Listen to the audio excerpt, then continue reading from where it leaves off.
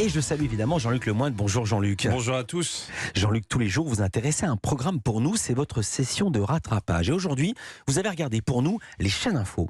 Oui Philippe, parce que ce week-end, pendant que vous repassiez vos t-shirts taille 12 ans, moi j'étais au plus près de l'info, sur les news les plus palpitantes.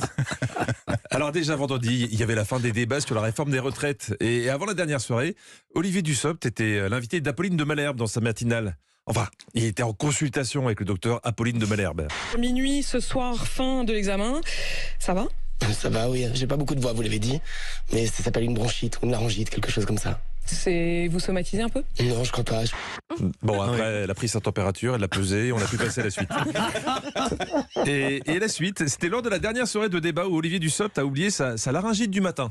Mesdames et messieurs les députés insoumis, vous m'avez insulté 15 jours. Vous chantez, mais vous m'avez insulté. Personne n'a craqué. Personne n'a craqué. Bah si, quelqu'un a craqué quand même. Et encore, vous n'avez pas les images. Il était tout rouge, Olivier Dussopt. Il m'a fait peur, on aurait dit un petit furoncle. Mais comme il le dit... Personne n'a craqué. Personne n'a craqué. Mais bon, c'était pas la news la plus importante du week-end. Parce que les retraites, la guerre en Ukraine, la Turquie, on suit ça d'un œil. Mais ce qui occupe vraiment tous les médias depuis 10 jours, ce qui mérite des breaking news H24, c'est évidemment l'affaire Pierre Palmade. Et vendredi, ça commençait à se voir qu'on tirait un peu sur la corde. D'abord direction Melun, le centre hospitalier. Anne Lormance, vous êtes sur place. Toujours à Melun, Sonia Carnero, devant le commissariat cette fois. Direct devant l'hôpital de Melun. On n'avait pas vu ça depuis la construction de l'hôpital de Melun, je pense. Donc on avait un duplex de 1 minute 30. Je ne peux pas vous le passer en entier, ça serait trop long. Donc je voulais compresser, je vous promets, c'est ce qui s'est dit pendant cette minute 30.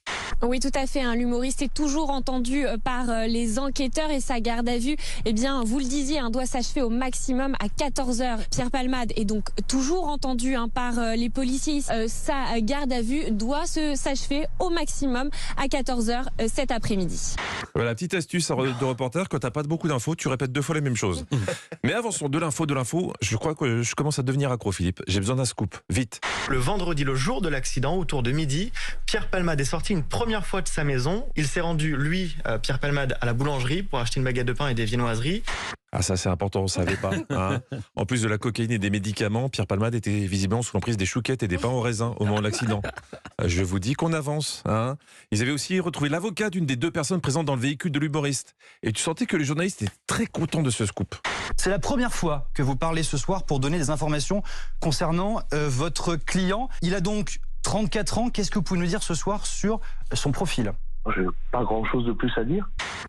Merci d'être passé en tout cas. Non, c'est sympa d'être passé. Non, je plaisante. Quand tu tiens une source de scoop pareil, tu la lâches pas. Comment est-ce qu'il explique avoir été donc dans cette voiture vendredi, les conditions de sa présence dans cette voiture ? Il s'est trouvé dans cette voiture pour aller d'un point A à un point B. Voilà, il a été d'un point A à un point B. Finalement, je préférais l'info sur les chouquettes. Toute la rédaction était sur le coup pour dénicher la moindre info et ils n'ont pas lésiné sur les moyens. Candice Mahout est avec nous également. Candice, vous avez relu l'autobiographie de Pierre Palmade. Oui, visiblement, il y avait même des envoyés spéciaux à la FNAC, rayon librairie. Samedi, on apprenait qu'un des passagers avait proposé à Pierre Palmade de prendre le volant, ce qu'il aurait refusé. Sans bouger, l'autre passager aurait proposé de prendre le volant, mais Pierre Palmade aurait refusé. Alors évidemment, en écoutant ça, on se demande comment il voulait prendre le volant sans bouger. Mais en fait, non, c'est juste sa voix off qui n'a pas marqué le temps. Le nom, c'est Sambou G.